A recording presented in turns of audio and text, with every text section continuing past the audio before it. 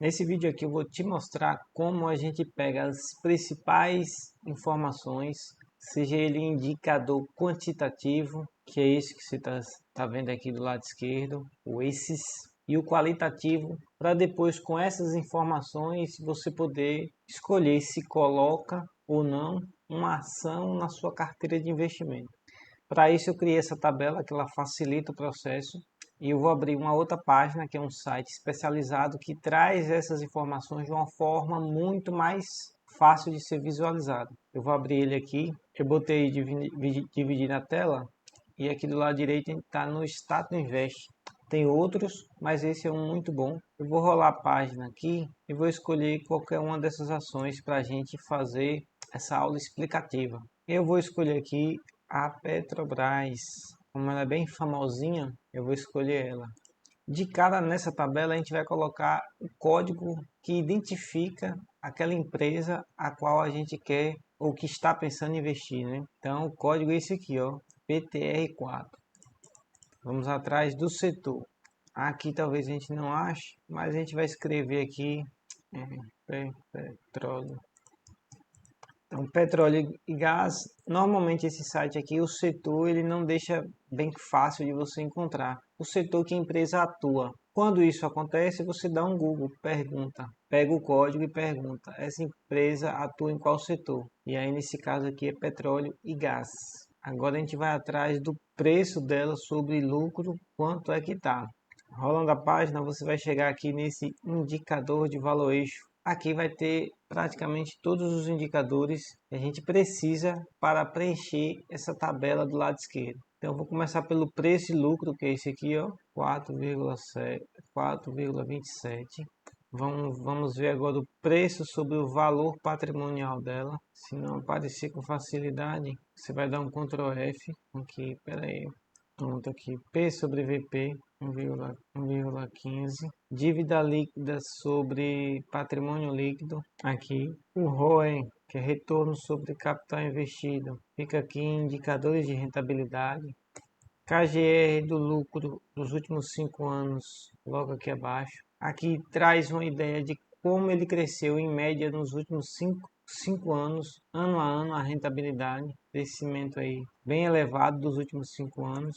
Margem líquida, dá um Ctrl F aqui, não, só vai aparecer o lucro líquido. Aqui, margem líquida. Já você vai entender como a gente pode ver para cada um desses se está um número bom, se não está um número bom. Eu vou só preencher aqui para você entender como funciona. Payout, que é quanto ela distribui do lucro dela para os acionistas na forma de dividendo. Então vem o resultado do lucro e aí uma parte desse lucro vai ser distribuído para as pessoas que compraram as ações. E essa parte é representada por um percentual. Se o percentual for 100%, ou seja, todo o lucro está sendo distribuído para as pessoas que são acionistas daquela empresa. Vou dar um Ctrl F aqui, Payout Petrobras 2024 está 0%. Deixa eu ver se tem uma média. Pegar 10 anos. Ao histórico, você vê que a boa parte dos anos ela não distribuiu dividendos. Desde 2019, com a pandemia, que a distribuição foi elevada. Eu botaria como cenário atual aqui. Não pegaria a média, vou botar 0%. Não, vamos botar o ano anterior, 45%. Porque aqui está zero, talvez porque ainda não tenha sido divulgado. A gente ainda está em 2024, então pode não ter sido divulgado ainda. Dívida líquida sobre EBITDA, olha ele aqui, 0,94. E assim você vai preenchendo toda essa tabela. Eu vou adiantar para a parte que eu explico para não ficar chato, né? Porque isso aqui é mais mecânico. Olha aqui, preenche aqui. Então vai pular aí, a gente já vai entrar na parte dela toda preenchida. Pronto, depois que você preenche, você vem e olha linha a linha para ver se esses números estão de acordo com o seu critério. Claro que se você está começando, você tem 0 critério. Vou dar um exemplo. Na linha 5, preço sobre lucro, deu 4,27. Se você não está começando, você não tem referência se isso é um bom número, é um número positivo ou um número negativo. Só que aí eu botei aqui uma observação dizendo que quando De um modo geral, quando o P sobre o lucro é maior que 20, isso pode indicar que está muito caro comprar essa ação. Já se ele estiver abaixo de 3, pode indicar que está excessivamente barato. Ambos os extremos, você precisa ver os outros indicadores para, através deles, entender se você coloca essa ação na carteira ou não. Em tese, esse número aqui, só esse indicador da Petrobras está ótimo, pegando essas referências. Mas vamos seguindo aqui. Eu vou escolher um outro para a gente dar uma olhada. Todos que têm esse triângulo é que tem uma referência para você se balizar, para você entender se esse número está discrepante ali de uma média aceitável, de um número de referência aceitável ou não. Vamos para esse payout. Payout é o percentual do lucro que é distribuído para os acionistas, eu ou você que compre uma ação de uma empresa. Então, quanto maior o payout, maior os dividendos que serão distribuídos para essas pessoas. Veja que o payout aqui está de, cadê? Tá de 45%. É um número bom, só que é interessante no caso do payout você ver o gráfico histórico, porque a empresa ele tem esse poder de decisão de definir se distribui 100%, se distribui até mais que 100% ou se distribui zero. Então é interessante você ver o histórico para saber se essa distribuição ela é constante, porque ela vai impactar significativamente nos dividendos, que é aquilo que você recebe além do dinheiro que você colocou e que cai na sua conta. E se você planeja viver de dividendos, é bom que essa empresa ela tenha uma regularidade no pagamento desses dividendos. Então, o payout e o gráfico histórico do payout, que você vê nesse site que eu lhe mostrei nesse instante, e o gráfico histórico de pagamento dos dividendos, são duas coisas para você olhar. Obviamente, se o payout ele está oscilando muito, a distribuição de dividendos tenderá a oscilar bastante, o que pode não ser bom se você está contando em viver dos dividendos vindos dessa empresa. Vamos pegar um outro para analisar aqui. Histórico de dividendos, que é o que eu comentei agora, que é essa linha. Eu não vou passar todos esses indicadores porque vai ficar muito grande essa aula e o objetivo aqui não é isso. O objetivo é você entender que fica mais fácil você ter uma planilha em que você use dela como um critério para você transferir as informações que está no site especializado ou na sua pesquisa e com base nessa planilha você olhar e dizer assim, é confiável, vou colocar o meu recurso aqui, vou comprar essa empresa. Se você quiser saber cada um desses indicadores, aí você compra um livro. Eu tenho um livro falando só sobre ações que explica cada um desses indicadores. Aí sim você vê com detalhe o que cada um representa e vai aos poucos entendendo como é que cada um funciona. E cria o seu critério. Se o seu critério é dividendo, isso vai pesar significativamente. O fato de, por exemplo, nessa linha 16, no histórico de dividendos, a Petrobras dos últimos 5 anos está caindo, ou seja, está pagando menos, está distribuindo menos.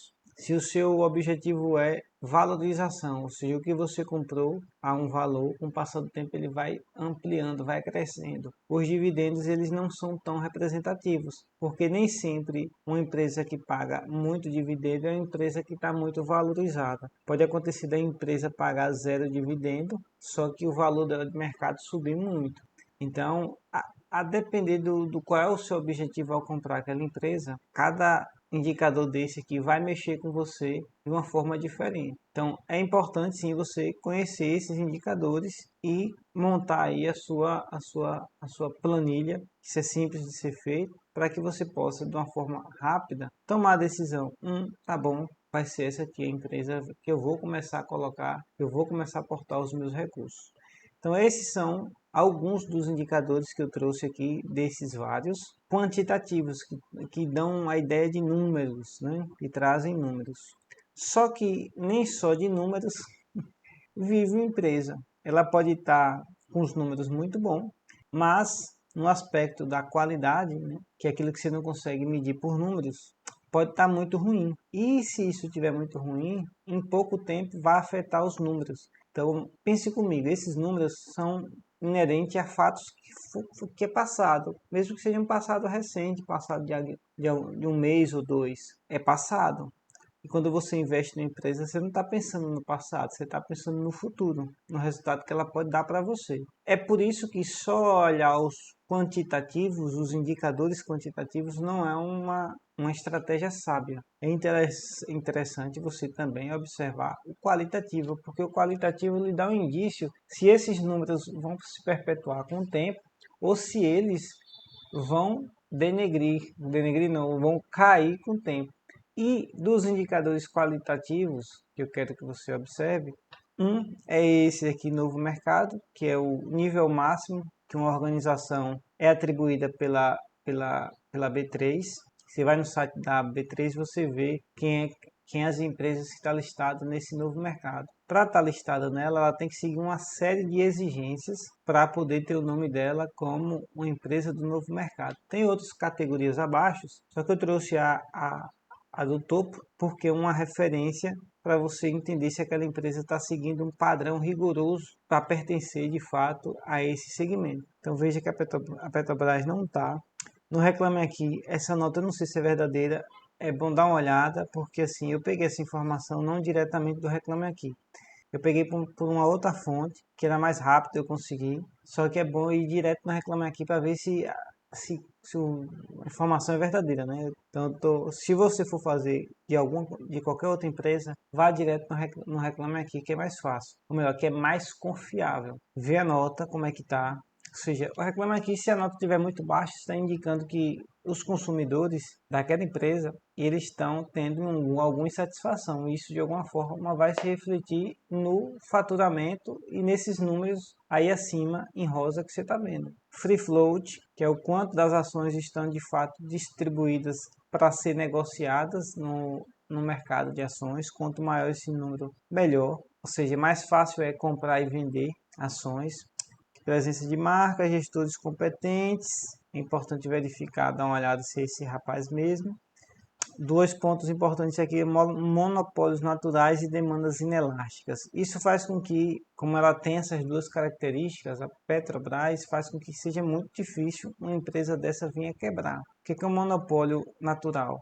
É aquela empresa que domina todo um segmento e que para outra empresa vir e dominar o espaço dela é muito difícil, porque justamente para se conseguir, no caso dela em específico, que é petróleo, se conseguir uma empresa chegar e fazer isso, tem um custo altíssimo de implementação, e esse custo de implementação faz com que gere uma barreira gigante para que outras empresas entrem nesse segmento, que é um segmento que já tem o seu público meio que garantido, né? A Petrobras já tem seu público garantido, digamos assim. É um monopólio natural. Isso faz com que dificilmente tenha uma concorrente tomando o lugar dela. Demanda inelástica, ou seja, a quantidade de pessoas que usam desse produto, a probabilidade de elas não usar é muito baixa, porque é um item normalmente necessário. Combustível, água, energia são itens que as empresas que atendem esse segmento, dificilmente alguém vai dizer assim, não, eu não vou tomar água, não vou mais ter água dentro de casa porque aumentou a conta de água. A pessoa não vai fazer isso porque ela necessita desse item, necessita de água, de energia, de combustível. Então, a Petrobras ela tem uma gama de clientes que de fato precisam muito do serviço dela. Então, quando tem algum aumento, paciência, as pessoas que se virem aí para poder bancar esse aumento. Então, isso é positivo para a Petrobras ter esses dois itens aqui, né? Monopólios naturais e demandas inelásticas são pontos positivos para ela como empresa e para você como investidor. Mas lembre que não é só esses dois indicadores, você precisa analisar outros também. Um que é negativo é que participação do governo. Quanto maior a participação do governo, chances são de que existe uma interferência de pessoas que não têm uma competência para fazer com que aquilo de fato siga um caminho bom. Aí, principalmente aqui no Brasil, que a gente tem a fama de ter gestores públicos incompetentes. Então, quanto maior a participação do governo sobre uma empresa, isso é visto como algo negativo. Então, isso aqui é um ponto negativo. Então, é isso. Você viu aqui os principais indicadores quantitativos e qualitativos para você entender detalhe por detalhe como cada um funciona. Eu lhe recomendo a leitura de um livro só falando sobre ações. Eu tenho um sobre minha autoria, vai estar aí provavelmente no link da descrição, ou você faz também, você pode fazer o curso, a Tríade das Finanças, que lá eu vou além de ações, vou para fundos, tesouro, tem ações, fundos, tesouros, ETF nos Estados Unidos, saindo desses corpos de investimento. A tríade das finanças envolve a parte de finanças, então a gente vai além do que é investimento no mercado financeiro. Só que aqui eu estou ali mostrando que existe um caminho. Você pode ir por esse caminho, você pode pegar algum outro livro que fale sobre mais detalhadamente sobre esses indicadores. Eu acredito que é difícil, né, você encontrar. Eu tive dificuldade no meu início para poder encontrar um livro que falasse sobre cada um desses indicadores de forma rápida e prática para que eu pudesse, com essa informação, já ter uma ação que me permitisse dizer, não, já estou aqui investindo. Mas se tiver, você pode escolher também. É importante que você tenha o conhecimento do que cada um desse indicador representa. Show? É isso. A gente vai se vendo, se conectando aqui, ou no YouTube ou no Instagram. Instagram, saulo.s.s. E o YouTube tá aí com o nome A Tríade das Finanças.